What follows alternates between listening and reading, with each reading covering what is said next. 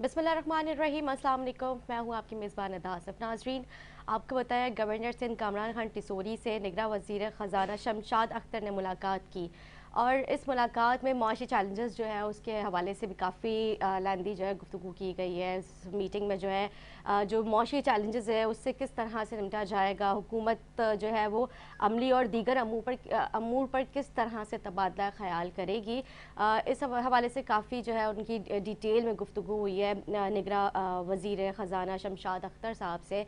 और इसके साथ साथ जो उन्होंने ये भी कहा है कि ये जो मौशी चैलेंजेस है से निमटने के लिए हुकूमत के इक़दामात लाई के तहसीन है। तो इस हवाले से भी गुफ्तगू करेंगे, लेकिन जो है क्योंकि बहुत अच्छी बात है, इसको मुलाकात करनी चाहिए। और ये जो इन्होंने मुलाकात में जो मौशी चैलेंजेस है इस हवाले से उन्होंने जो जिक्र किया, इसके ऊपर चलो ख्याल तो आया, क्योंकि बहुत ज़्यादा मुश्किलात हो चुकी हैं। और इस हवाले से जो है अगर कोई गवर्नर जिस तरह से गवर्नर कामरान खान टिसोरी अच्छा काम कर रहे हैं, बहुत अच्छा काम कर रहे हैं, और जिस तरह से मौशी सूरत हाल है उससे निमटने के लिए उन्होंने ज़ेर गौर किया और एक मुलाकात की है, तो ये बहुत ही अच्छे इनिशिएटिव है। और जो है हम देख रहे हैं कि पीपल्स पार्टी जो है गवर्नर सिंध से काफ़ी नाराज़ नज़र आ रही है, क्योंकि कल ही मेरे प्रोग्राम में जो है पीपल्स पार्टी के एक सीनियर रहनुमा थे, उन्होंने आके यहाँ पे जिक्र किया कि ये जो गवर्नर साहब है ये गवर्नर न्यूट्रल गवर्नर नहीं है, एक सियासी जमात के गवर्नर बन के जो है ये उस जमात को जो है वो मतलब उनको रिप्रेजेंट कर रहे हैं, उनके मामला जो है मतलब अंदर ही अंदर जो है ये तय करवा रहे हैं। तो उनका इशारा क्या एमकेएम की तरफ था, इस हवाले से प्रोग्राम में गुफ्तगू करते हैं। हमारे साथ मौजूद हैं एमकेएम पाकिस्तान से राजा राशिद साहब। खुश आमदीद कहूँगी आपके प्रोग्राम में, कैसे खैरियत से हम। राशिद साहब, हम देख रहे हैं जिस तरह से गवर्नर कामरान खान टिसोरी साहब अच्छा काम कर रहे हैं। पहले अगर हम आईटी की बात कर लेते हैं, आईटी को लेकर उन्होंने काफ़ी बड़ा एक जो है वो प्रोजेक्ट अभी तक ही इनका वो चल रहा है, फिर लैपटॉप वगैरह के हवाले से भी, फिर दीगर जो इशूज़ पे जिस तरह से हम बात करें कि इलेक्ट्रिक या फिर दीगर और इशूज़ हैं उसके हवाले को, उस हवाले से भी काफ़ी उन्होंने काम किया, इसको हाईलाइट किया। अब मौशी सूरत हाल से निमटने के लिए भी अब वो जो है मीटिंग्स कर रहे हैं। लेकिन अगर हम एक जानिब बात करते हैं पीपल्स पार्टी की, तो पीपल्स पार्टी जो है वो काफ़ी नाराज़ नज़र आ रही है गवर्नर सिंध से। देखिए जी, पीपल्स पार्टी की नाराज़गी बिल्कुल बनती है, क्योंकि 15 साल में उन्होंने तकरीबन 14-15 हज़ार अरब रुपया एनएफसी अवार्ड से जो इनको मिला इस मुल्क की डेवलपमेंट के लिए, इस सूबा सिंध की डेवलपमेंट के लिए, तो ठीक है। उसमें उन्होंने जो डेवलपमेंट के लिए जो काम किए, जितना भी शोबाजात थे, सब के अंदर जो उन्होंने काम किया वो तो आपके सामने नज़र आ रहा है कि हमारा कौन कौन सा सेक्टर जो है वो कहाँ तक उसके अंदर डेवलपमेंट हो गई है। चाहे एजुकेशन देख लें, हेल्थ के इश्यूज़ देख लें, और बाकी जो इंफ्रास्ट्रक्चर है वो देख लें, कि वो हर चीज़ जो है वो आपके बिल्कुल सामने है। इसलिए या तो इन्होंने कोई एक रोल मॉडल सेट किया हो। 2005 से 2010 तक जो कराची शहर जो है वो दुनिया के 12वें तेज़ तरक्की याफ्ता शहरों की लिस्ट में आया था, या इससे ऊपर का काम किया हो इन्होंने, इसको इम्प्रूव किया हो, इस स्टैंडर्ड को इम्प्रूव किया हो, तो फिर तो उनका जो क्रिटिसिज्म है गवर्नर साहब के ऊपर कि अगर वो ये इन चीज़ों के ऊपर बात कर रहे हैं तो क्या वो अपनी ज़ात के लिए गवर्नर साहब कर रहे हैं, उनको पर्सनली कोई एडवांटेज है, कोई अपना ज़ाती फ़ायदा है, या वो स्पेसिफ़िकली कोई एक एमक्यूएम को कोई उसका फ़ायदा है। वो एक अगर मईशत की बात कर रहे हैं तो ये देखें, ये एक ऐसा एजेंडा है जिसके ऊपर तो ये 75 साल के अंदर जो 60 साल वाली पार्टीज़, 50 साल वाली पार्टीज़ फेडरल में सर्व कर चुकी हैं, ये टोटल लाइबिलिटी उन लोगों की है। आपने तो हम एक अपने मैंडेट के हिसाब से एक लिमिटेड पार्लियामेंट में हमारा एक लिमिटेड रोल रहा है। बार बार जो क्रिटिसिज्म एमक्यूएम को किया जाता है कि आप गवर्नमेंट्स के साथ रहें, तो भाई हमारा लिमिटेड रोल था, आपने तो हमें सांस भी सही तरह लेने के लिए स्पेस नहीं दिया। हम तो अपनी हमेशा बका की जंग लड़ते रहे, इस शहर की हकूक़ की जंग हमेशा एक लिमिटेड आपने हमारा रोल रखा। बाकी जो मेजर रोल था वो बड़ी पॉलिटिकल पार्टीज़ जैसे पीपल्स पार्टी या फिर पीएमएलएन थी, उनके पास ये सारा कुछ रहा है। तो आज अगर मईशत की भी बात हो रही है तो बगैर मईशत को आप कैसे ठीक करेंगे जब तक आपका एनर्जी क्राइसिस ठीक नहीं होगा।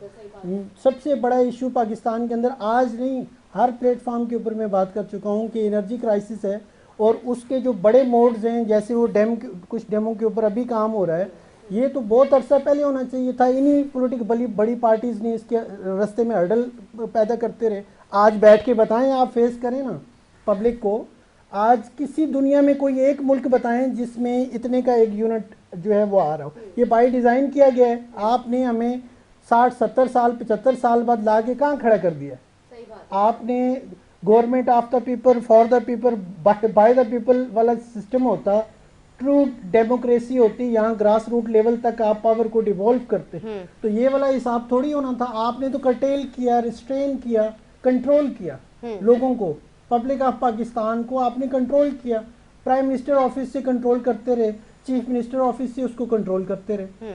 लोगों के अख्तियारात हुकूक तो आपने उनको दिए ही नहीं है। इंसान को अल्लाह ने अशरफुल मखलूकात बनाया, तो इंसानों के हकूक जो कि आपकी प्राइम रिस्पॉन्सिबिलिटी थी वो उनकी डोर स्टेप तक आप पहुंचाते हो, वो आपने रोका है। ये आप ये इंटरनली तो छोड़ लें, आपने अल्लाह को भी जवाब देना है। आपकी चौथी नस्लें तैयार हैं हमारे ऊपर हुक्मरानी करने के लिए। कौन सा सिस्टम है भाई? आप पीपल्स पार्टी की बात कर रहे हैं सबका।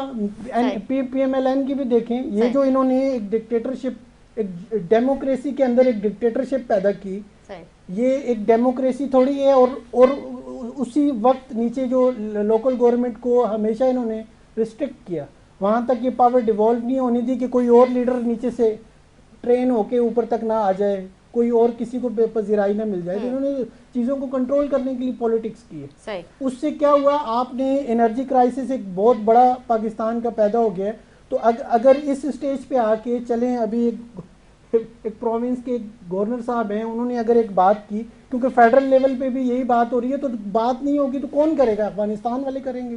पाकिस्तान के इश्यूज की बात पाकिस्तान का एक गवर्नर नहीं करेगा तो कौन करेगा? और उसके ऊपर इनको मसले मसाइल तो हल नहीं होने। ये तो चले अच्छी बात है, लेकिन वो ये कह रहे हैं कि गवर्नर साहब जो है वो MKM को रिप्रेजेंट कर रहे हैं, ऐसे ही है? नहीं, रिप्रेजेंटेशन कहते हैं गवर्नर तो न्यूट्रल होना चाहिए, और हमारी डिमांड ये है कि जिस तरह से निगरान वज़ीर आज़म आया है, जिस तरह से निगरान वज़ीर आला आया है, उसी तरह से जो है निगरान गवर्नर, मतलब निगरान पुलिस और न्यूट्रल गवर्नर भी आना चाहिए। देखें, उनके हर शख्स कोई भी काम करता है उसके एक्ट से रिफ्लेक्ट होता है कि वो क्या एक्शन कर रहा है। अगर वो IT के ऊपर काम कर रहे हैं तो क्या उसका फ़ायदा MKM को होगा? IT का कह रही हैं कि हमारी यंग जनरेशन, आपको 15,000 अरब रुपया मिला है ना, IT पे क्यों काम नहीं किया आपने? करते ना, आपको किसने रोका था? आप करते। अभी भी लोकल गवर्नमेंट आपके पास है, अभी भी बहुत सारे इख्तियारात हैं आपके पास, आप अभी भी काम करें, क्यों नहीं करते?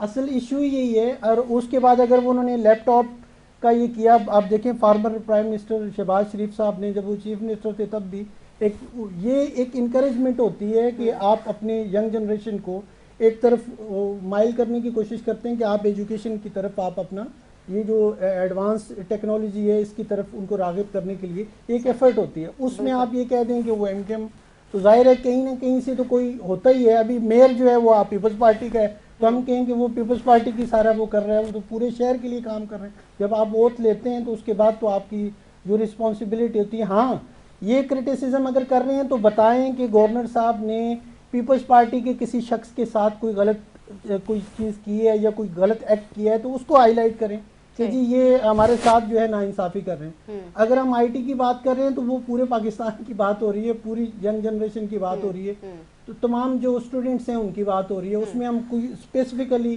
तो नहीं कह रहे कि सिर्फ हमारी पार्टी का कोई है तो वो IT से मुस्तफ़ीद हो जाए। तो इसलिए ये बात करना इस वक्त में आके, अगर कोई सही बात कर रहा है उसको बजाय इंडोर्स करने के, हमने कई चीज़ें पीपल्स पार्टी ने की तो हमने उसको सपोर्ट किया। जैसे ये इतने अरसे के बाद इन्होंने एक रेड ब्लू, वो ये क्या नाम है, वाइट बसेस इंट्रोड्यूस कराई, हमने अप्रिशिएट किया। चलें ठीक है, आपने इतने अरसे बाद हाँ जनरल पब्लिक जो है उनको फैसिलिटेट किया, तो आपका बहुत बहुत शुक्रिया। हम तो अप्रिशिएट करते हैं, हम तो नहीं करते क्रिटिसाइज। काम कर रहे हैं, कितने अच्छे स्ट्राइक्स बनने जा रहे हैं। तो हम तो इनको यही कह रहे हैं कि आप हमारा जो स्टैंडर्ड सेट किया हुआ था 2005 से 10 तक का, मुस्तफ़ा कमाल भाई की लीडरशिप के अंदर, ये जो कुछ जब वो मेयर थे तो उन्होंने उस वक्त कराची को दुनिया के 12 तरीन तरक्की याफ्ता शहरों की लिस्ट में लेके आए। आप उसको इम्प्रूव करें, उस स्टैंडर्ड को जब आप इम्प्रूव करेंगे उसके बाद आप कोई भी चीज़ करें तो लोग आपको फॉलो करेंगे, वो बोलेंगे जी ठीक है आप जो कुछ कर रहे हैं वो ठीक। अदरवाइज तो आप कैसे चीज़ों को सिर्फ क्रिटिसिज्म के हद तक रखेंगे तो जो काम कर रहे हैं पहले खुद भी नहीं कर रहे, जो काम कर रहे हैं उसको भी आप काम नहीं करने दे रहे। ठीक है, तो मेन बात जो है वो ये होती है। ठीक है, बिल्कुल गुफ्तगू करेंगे, लेकिन एक शॉर्ट ब्रेक लेंगे। ब्रेक के बाद एक और गेस्ट के साथ हाजिर होंगे, हमारे साथ रहे।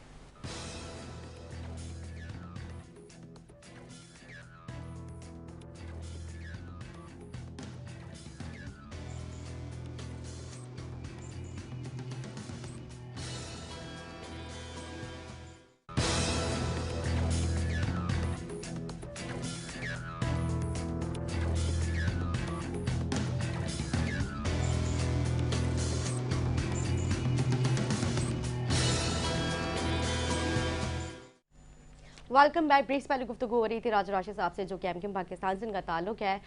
मौशी सूरत हाल से किस तरह से निपटा जा सकता है। गवर्नर सिंध कामरान खान डिसोडी ने इसके ऊपर मुलाकात किया, तबादला ख्याल भी किया है, और जो हम आज इस पर गुफ्तगू कर रहे हैं, आज का हमारा टॉपिक भी बेसिकली यही है।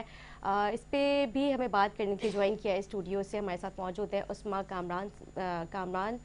इनका ताल्लुक है GDS में। खुशामदीद होंगे आपके प्रोग्राम में, खैरियत से। मौशी सूरत हाल से किस तरह से निपटा जा सकता है, तो इनके भी काफ़ी जो है ख्यालात मेरे सामने आए हैं। आप किस तरह से देखती हैं कि कामरान खान डिसोरी जो है अब वो भी मैदान में कूद पड़े, काफ़ी सारे लोग जो है वो इसके ऊपर ख्यालात का इजहार कर तो चुके हैं, मुलाकातों का भी सिलसिला चलता रहता है, लेकिन इम्प्लीमेंटेशन नहीं होता है, वही बात सामने आ गई। जी, क्या कहेंगी? देखिए, मुल्क की बेहतरी के लिए तो हर इंसान सोच रहा है, असल जो सोचना है वो सियासतदानों को सोच रहा है। सही। अवाम तो सोचती रहती है कि मुल्क में बहाली कब आएगी, वो बेचारी इंतज़ार में भी है और ये बदहाली कम होगी।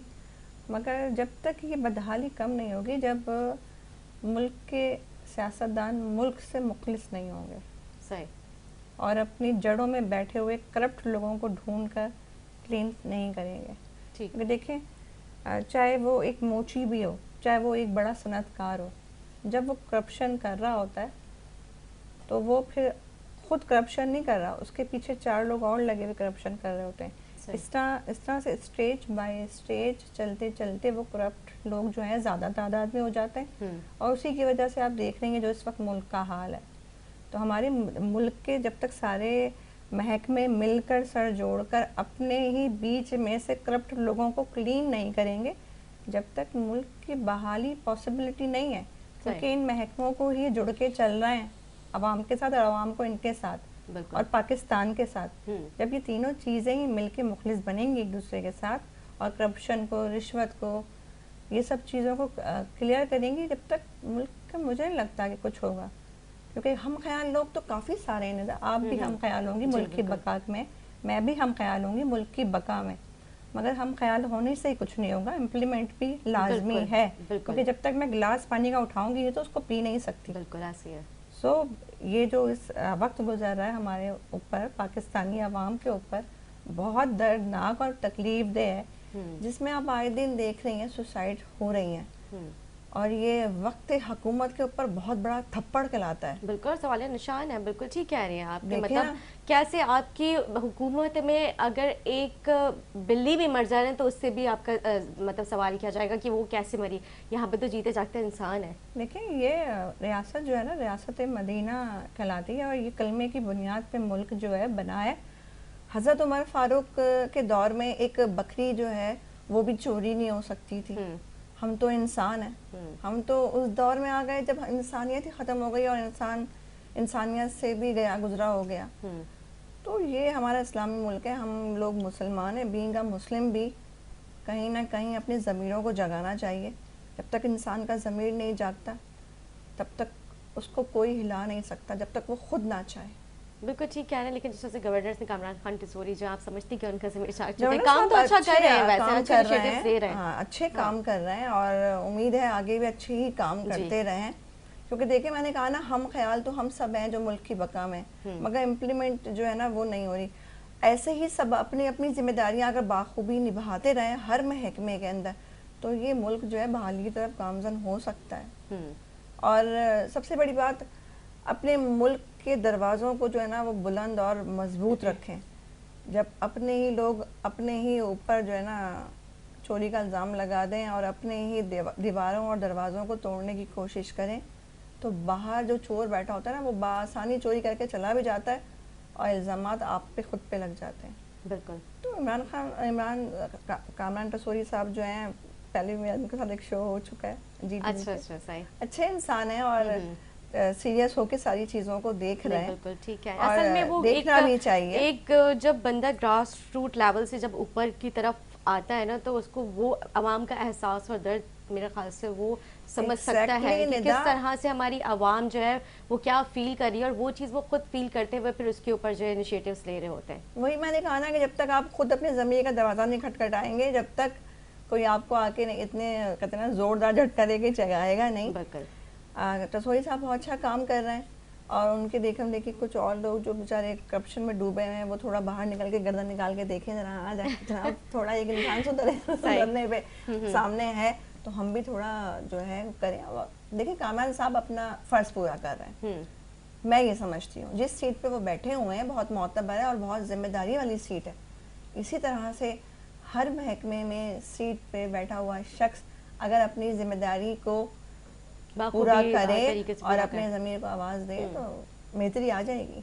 बिल्कुल ठीक कह रही हैं। अच्छा उस्मा, कल ही मेरे प्रोग्राम में गुफ्तगू हो रही थी, कहा यह जाता है पीपल्स पार्टी की जानिब से गवर्नर सिंध कामरान खान टिसोरी जो है वो एक सियासी जमात को जो है वो रिप्रेजेंट कर रहा है। आप क्या समझती हैं, ऐसे ही इसमें हकीकत है इस बात में, या फिर पीपल्स पार्टी तो जाहिर सी बात है वो किसी पे भी जो है वो शक कर सकती है? आप क्या समझती बात हकीकत है? क्योंकि जिस तरह से हम देख रहे हैं कि जाहिर है जो भी वो पहले एक एमक्यूएम का पार्ट थे लेकिन अब वो गवर्नर हैं। पीपल्स पार्टी कहती है कि हम चाहते हैं कि हमारी डिमांड ये है कि गवर्नर सिंध जो है वो न्यूट्रल लगाया जाए।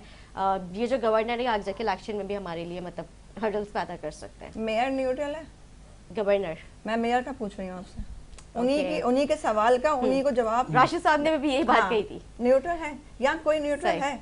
जो न्यूट्रल लोग होते हैं ना उनको सियासत में पहले तो कदम रखना चाहिए ही नहीं। क्यों? क्योंकि उन्हें पता है कि उन्हें अपनी सियासी ही जमात की बात करनी है। और दूसरी बात देखें, मुझे नहीं लगता कि इनका बयानिया जो है वो दुरुस्त है। वो इसलिए है कि पहले आप अपने गिरेबां को ज़रा नज़रसानी करें, फिर दूसरे को कहें। और किसी जमात को अगर रिप्रेजेंट करना तो मेरे ख्याल से तो बुरी चीज़ नहीं है। कामरान साहब जो है वो पहले PMLF में भी थे, मेरी जमात पाकिस्तान मुस्लिम लीग फंक्शनल से भी थे, अब वो MPM से हैं। तो सियासी लोग जो हैं इधर उधर जो है वो रुख चेंज कर लेते हैं। इसका मतलब ये तो नहीं है हम किसी के ऊपर भी कुछ भी इल्ज़ाम लगा दें। इस तरह तो अगर देखा जाए पीपल्स पार्टी ने वो अपना जो है अभी अलायंस बनाया था PDM और वो खुद ही तोड़ दिया और वो नज़रिया उनका फिर चेंज हो गया। तो नज़रिया एक रखें, मैं तो ये कहूँगी।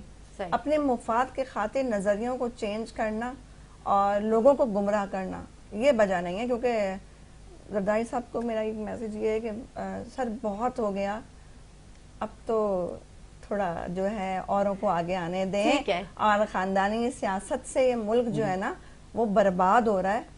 अगर ये मुल्क ही नहीं रहेगा और यहाँ की आवाम ही नहीं होगी, भूख अफलास से खत्म हो जाएगी, तो आप सियासत किस पे करेंगे? सही, ठीक है, गौर व फिक्र का वक्त। बिल्कुल आपका पॉइंट मेरे पास आ गया। राशिद साहब आप क्या कहते हैं? देखें जी, पाकिस्तान 1960 तक तो बिल्कुल सही हम सिमत में जा रहे थे। उसके बाद से पाकिस्तान ने अपने सर्वाइवल की एक लंबी जंग लड़ी।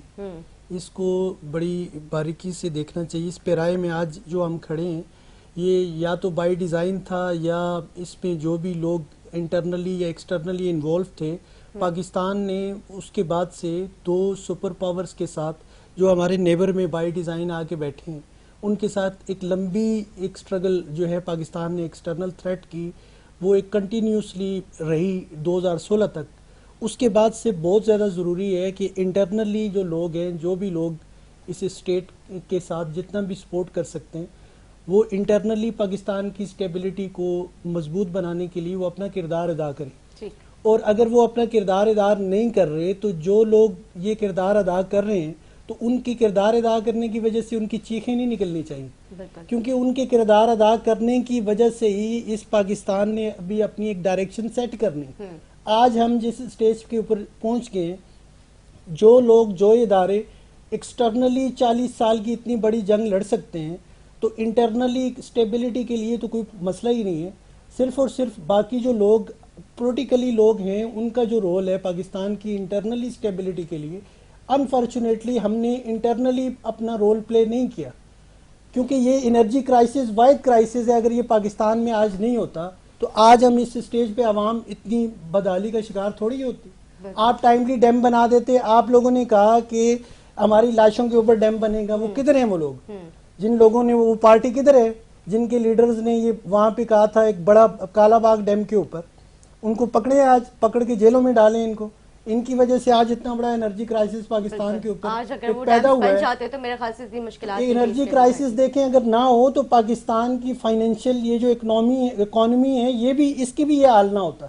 आपकी सारी इंडस्ट्रीज बंद हो गई, आपके सारे अनएम्प्लॉयमेंट हो गई पाकिस्तान के अंदर इस एनर्जी क्राइसिस की वजह से।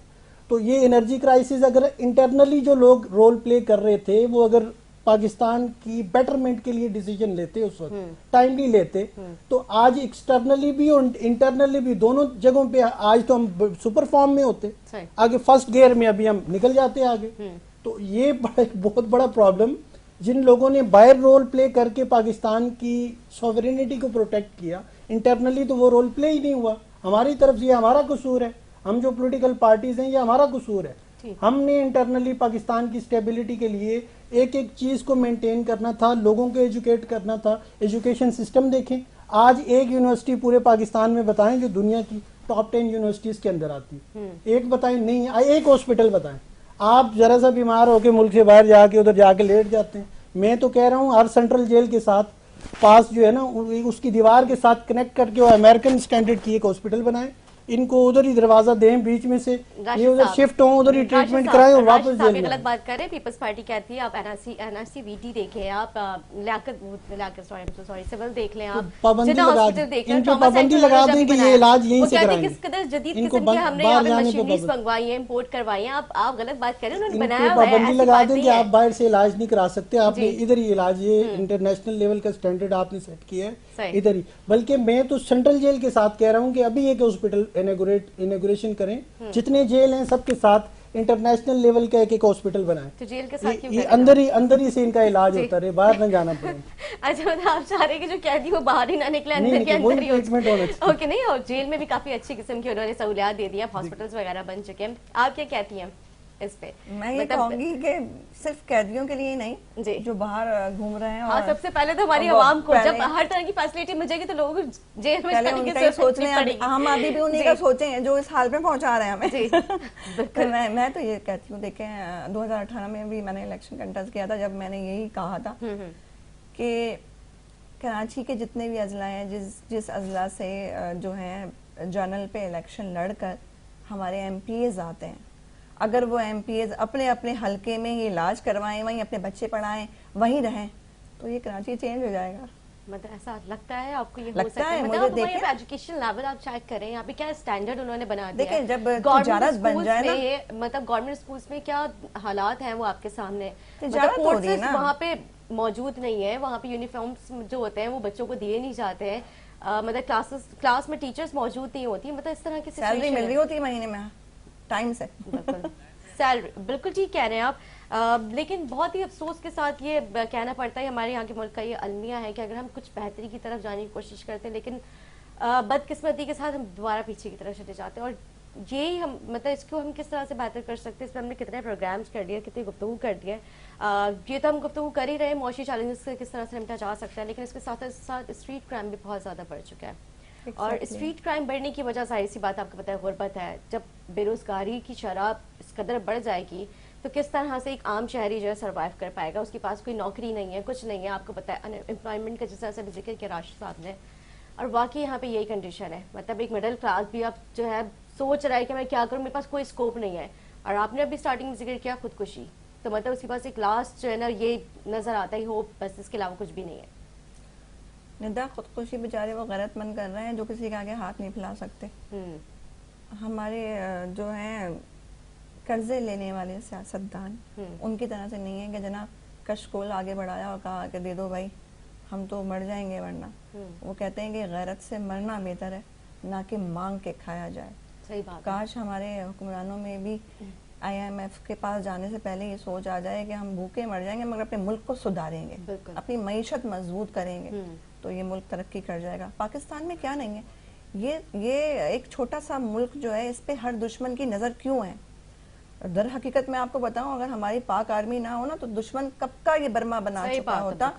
ये सरहदों के मुहाफिज और हमारे नौजवान हैं, मैं उनको सलूट करती हूँ और मैं कहती हूँ कि अगर ये ना होते तो ये मुल्क पाकिस्तान नहीं होता। ठीक, क्योंकि देखें दिफा की पहली और आखिरी लकीर ही पाक फौज है। सही।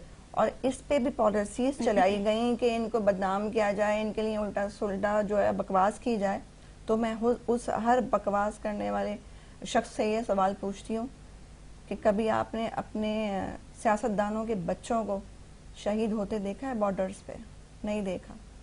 हम इसलिए इस चीज़ को करीब से जानते हैं क्योंकि जिस जमात से मैं ताल्लुक़ रखती हूँ वहाँ पर बाकायदा हुर फोर्सेस हैं और उनकी ट्रेनिंग होती है और उनको सरहदों पे भेजा जाता है, जो अपने पाक फौज के नौजवानों के साथ हुर फोर्स के नाम से लड़ते हैं। ज़बरदस्त, बिल्कुल ठीक कह रही हैं आप। और अफसोस के साथ ये भी कहना पड़ता है कि 9 मई का जब वाक़या सामने आता है तो मतलब दिल और ज़्यादा अफसरदा हो जाता है किस तरह से हमारी ही सियासत हो गई ना। देखिए उस पे भी और लोगों को और ममालिक को इससे हंसने का, बात करने का मौका दे दिया। मैंने वही कहा ना कि जब आप अपने घर के दरवाजे जो है ना वो छोटे कर दें और दुश्मन को दिखा दें कि मेरे घर का ये हाल है, तो दुश्मन तो वार करने के इंतजार में बैठा हुआ है। वही मैंने आपसे कहा कि अगर ये हमारी पाक फौज के नौजवान ना हो तो हमें तो बर्मा बनने में कितनी देर लगेगी। बिल्कुल यही ना। तो अपने मैं ये मैसेज दूंगी आपके प्रोग्राम के तवज्जुह से कि खुदारा अपनी कमियों को दूसरों की मजबूती ना बनने दें। ठीक है, अपने मुल्क को बचाने की कोशिश करें, बर्बाद करने की नहीं। और इस वक्त जो मईशत का हाल है, आप देखें अभी जो रिसेंटली गवर्नमेंट गई है, 15 महीने से पहले वाली की बात कर रही हूँ, तो उसमें जो है आपने देखा था कि कहाँ रेशियो आ गया था और अब कहाँ चले गए हम। बिल्कुल। तो ये हम दिन ब दिन जो है ना वो डाउन पोजीशन पे जाते जा रहे हैं। इस वक्त इलेक्शन होना ही बेहतरी का जामिन बन सकता है, मगर बाशर्तिया हमारी आवाम अच्छे हुक्मरान सिलेक्ट करे और मुखलिस लोग सिलेक्ट करें। बिल्कुल, मैं इलेक्शन के ऊपर भी आते, लेकिन इससे पहले अपने नुमाइंदे इमरान मीज़ान से हम जानते हैं। इमरान मीज़ान, स्ट्रीट क्राइम में काफ़ी मतलब बढ़ाव नज़र आ रहा है। आप बताएं आपके पास क्या रिपोर्ट है, शहरी क्या कह रहे हैं, किस तरह से जो है इस स्ट्रीट क्राइम से निपटा जा सकता है? जी इमरान। जी बिल्कुल निदा, मैं अगर बताऊं तो देखें गुज़िश्ता दिनों जो है आईजी सिंध निगरान हुकूमत की जानिब से आईजी सिंध और पुलिस चीफ जो है उनको तैनात किया गया, जिसके बाद जो है पुलिस चीफ ने जो है वो जितने भी पुराने एसएचओ थे, हेड मोरर थे, उनको तब्दील तो कर दिया गया, लेकिन कराची में स्ट्रीट क्राइम का जो जिन है उसको कंट्रोल करने में बिल्कुल नाकाम नजर आ रहे हैं। निदा 2 दिन में जो अगर मैं बताऊं तो लातादाद लोग जो हैं शहरी वो अपनी कीमती चीजों से महरूम हो गए हैं। बेचारे इस महंगाई के दौर में 20,000 रुपए अगर वो कमाते हैं, जब वो अपने सैलरी लेके निकलते तो उनको बासानी इतने मजे से लूट के जो है फरार हो जाते हैं। खुले आम निदा के इस असले के जोर पे जो है लूटमार हो रही है। और क्यों पुलिस चीफ जो है उन्होंने अपने तमाम एसएचओ चेंज कर दिए, हेडमोरा चेंज कर दिया, लेकिन अभी भी निदा क्यों कंट्रोल क्राइम नहीं हो रहा है कि शहरी जो है आराम से शहरी को जो है लूट के वो फरार हो रहे हैं। जी निदा। ठीक है, बहुत शुक्रिया इमरान। बिल्कुल ये तो है, स्ट्रीट क्राइम इस कदर बढ़ चुका है। मतलब मुझे तो बात समझ नहीं आती, अब तो जगह जगह सीसीटीवी कैमरा इंस्टॉल कर दिए गए हैं, उसके बावजूद भी मतलब इतने खुले आम ये इनको कौन इनकी सरपरस्ती कर रहे हैं? कैमरे से ये लोग डरते ही नहीं। अब सच्ची बात बताऊं आपको, अब ये कैमरे से डरते नहीं है। पहले वाले जो थे ना, वो पहले थोड़ा बहुत डर था कि इस स्ट्रीट के अंदर जो है ना कैमरा है, मगर हकीकत है हर गली के कोने पर एक कहते हैं ना जान का दुश्मन ही कहूंगी मैं, क्योंकि मार के भी चले आते हैं। जाहिर है, वो धाक लगा के बैठा हुआ है कि कब हमारा शिकार आए और हम उसको या तो लूटें या तो मारें। अभी रिसेंटली ही बात है, अब यकीन करें वो 15 साल का बच्चा भी नहीं है, वो अपने ट्यूशन से बैग लटका के अपने घर की तरफ जा रहा था, तो उसको भी रोक लिया गया कि सेलफोन दो। उस बच्चे के पास सेलफोन नहीं था, इत्तेफाक है, तो उसका बैग ले लिया और उसने कहा कि बैग तो दे दे मेरा अंकल, मुझे खुद सुनाया गया ये वाकया। तो कहा कि सीधा आगे जाके फेंक देंगे, और आगे जाके वो बैग जमीन पे फेंक के चले गए। तो ये तो हमारे मुआशरे में जो है ना एक बर्बरियत और गलाजत फैल चुकी है। उस बच्चे के दिमाग पे क्या असर किया?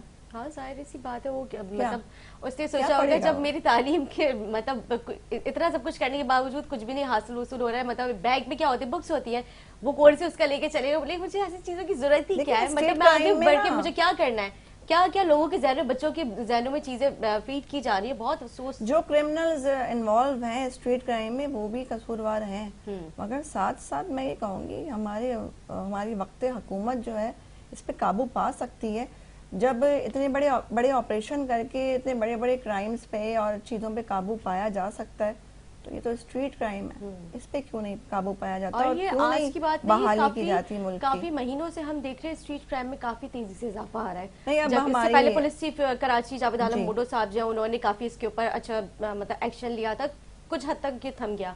अब नए जो एडिशनल आईजी आए हैं, पुलिस चीफ जो आए हैं, मतलब अब दोबारा से हम देख रहे हैं काम कर रहे हैं, काफी सारे बहुत अच्छा कर रहे हैं, अच्छे जो हैं वो शुरू किए हैं, और मैंने देखे इनके 2-3 जो है क्लिप्स, बहुत अच्छा ये इनका प्रोग्राम जो है वो उन्होंने इंट्रोड्यूस करवाया है। अल्लाह पाक उस पर इम्प्लीमेंट होता रहे और क्राइम की शरह जो है वो खत्म ही हो जाए। मैं कम का नहीं कहूंगी, मैं तो दुआ गो, दुआ मांगने में क्या वो है कि अल्लाह पाक खत्म ही हो जाए, क्योंकि इस वक्त हमारे बच्चे भी महफूज नहीं है। हमारे बच्चे अगर यकीन करें आप निकलते हैं बाहर तो हम यही टेंशन में रहते हैं कि बच्चा लुट ना जाए, हम लुट ना जाए। आप कहीं आराम से किसी स्ट्रीट में खड़े होकर कोई चीज नहीं खरीद सकते, आप अपनी कार्ड्स में भी सेफ नहीं है। मगर अभी जो हमारे पुलिस ऑफिसर्स हैं वो अच्छा काम कर रहे हैं और बिलखसूस हमारी जो पाक रेंजर्स है वो स्ट्रीट में आ गई है और वो उनके आने से काफी क्राइम जो है ना वो कंट्रोल अप होंगे। बिल्कुल, इस पे मैं गुफ्तगू करती हूँ। अच्छा, इस एक ये जो चोर हैं आजकल, जो स्नैचर्स हैं, उन्होंने एक नई चीज़ मुतारिफ कराई है मार्केट में। वो पहले जो हमारे कार्ड्स हुआ करते थे, वॉलेट लेके चले जाया करते थे, एटीएम कार्ड्स, अब वो बोलते नहीं, हम अगर बैंक में जाएंगे हम उसको कार्ड को मतलब इंसर्ट करते हैं उसमें जो मशीन होती है, और वहाँ पे हम जो फुटेज में आ जाएंगे, वहाँ पे कैमरा लगा होता है। अब वो ये करते हैं, फ़ोन लेके चले जाते हैं, उनको बोलते हैं पासवर्ड बता दो। अब वो अपने अकाउंट में खुद पैसे ट्रांसफर करते हैं, फ़ोन भी सेल कर देते हैं। मतलब ये चीज़ अब ये होने लगी है। अब वो बैंक जाने का उन्होंने टेंशन नहीं है उन्हें किसी एडवांस दौर के साथ टेक्नोलॉजी के साथ साथ वो आगे एडवांस होते जा रहे हैं। राशिद साहब आप क्या कहते हैं इसमें? देखें जी, बात ये है कि बड़े पैमाने पर चेंजिंग करने की ज़रूरत है। आज हम जिस स्टेज पे खड़े हैं, पुलिस का ये जो निज़ाम जो चल रहा है, पुलिस रूल्स 1934, तो क्या हमारे लोग का मुल्क के अंदर ऐसे लेजिस्लेटर्स मौजूद नहीं है कि जो एक नया पुलिस रूल्स 2023-2024 नई कानून साजी की जाए, इस फरसूदा निज़ाम को आजकल की टेक्नोलॉजी, आजकल की जो सिस्टम है, एडवांस कंट्रीज़ को कंपेयर करते हुए उसको जो है वो नई कानून साजी करके उसको अपग्रेड किया जाए, लेजिस्लेशन को, फिर इनकी यूनिफॉर्म को, फिर इनकी ट्रेनिंग को एडवांस टेक्नोलॉजी इनको दी जाए, और उसके बाद इस पुलिस को फेडरल के अंडर किया जाए। जैसे एक फ़ौज का सिस्टम है, इनकी बाकायदा इनको फैसिलिटेट भी करें आप। इनका मेडिकल का ट्रीटमेंट का कोई सिस्टम नहीं है, इनका पेंशन के, इनके और दूसरे मराहत इनके पास नहीं है। तो ये ओवरऑल इसके ऊपर काम करने की ज़रूरत है कि इसको आप फेडरल के अंडर करें और ये सारा सिस्टम करें, तो फिर जाके ये आप इन चोरों को, गली वालों को इनको पकड़ सकते हैं। अदरवाइज इसी सिस्टम, इसी पुलिस के साथ नहीं पकड़ सकते आप। इनको ठीक कैसे करेंगे? ये तो इसी तरीके से है। ये तो सारे ये हमारी पुलिस का भी जो निज़ाम है वो जिस एडवांस टेक्नोलॉजी की अभी आप बात कर रहे हैं, ये जो इनको कंट्रोल करने के लिए अब इनके सिस्टम को भी एडवांस करने की जरूरत है। इनकी ड्यूटी आवर्स भी ठीक करें, 8 घंटे होने, ये 24 घंटे।